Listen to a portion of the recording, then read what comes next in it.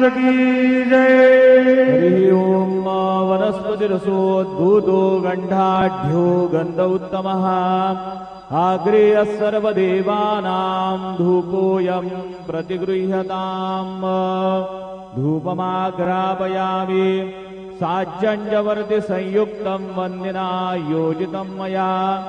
दीपं गृहाण देवे त्रैलोक्यतिमिरापः दीपं दर्शयामि दीपानान्तरेण महानैवेद्यं निवेदयामि नाभ्या आसीदन्तरिक्षकोशिष्णोद्यौः समवर्धत पदभ्यां भूमिर्दिशाः श्रोत्रात् तथा लोकान् अकल्पयन् चतुष्कोणमण्डलं कृत्वा तदुपरि नैवेद्यं